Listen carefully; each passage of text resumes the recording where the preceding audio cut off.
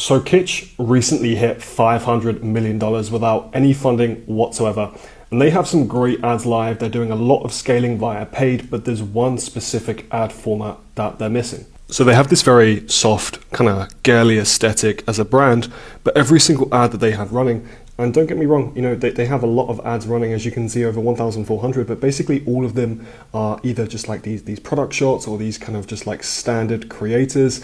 There's barely any creative diversity in terms of the format. They're basically running hundreds and hundreds of the same style of ad, as you can see, like I said, the product shot, or just these influencer videos, and there's literally nothing else. And the number one format that is crushing right now for DTC brands, just like Kitsch and so many of their competitors, are AI claymation ads. So I went ahead and made them this. Does your hair feel like it's given up?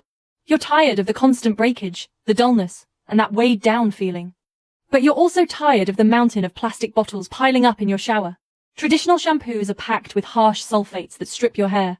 You want volume, shine, and strength, but you shouldn't have to sacrifice the planet or your hair health to get it. That's why it's best to try the Kitsch Rice Water Shampoo and Conditioner. It's a high-performance, pH-balanced strength treatment, infused with strengthening rice protein and vitamins B, C, and E. It targets damage at the root to build volume and true resilience. Plastic-free, sulfate-free, and salon quality. Now, in my opinion, claymation matches their brand significantly more effective than any other content forming that they have running. And literally this type of content, this took me a couple of hours to produce.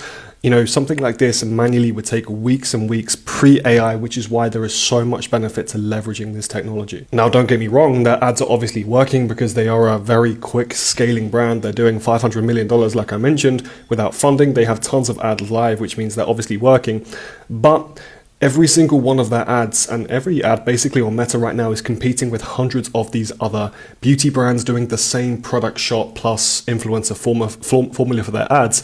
And yeah, of course, they're a bigger player than lots of these other brands.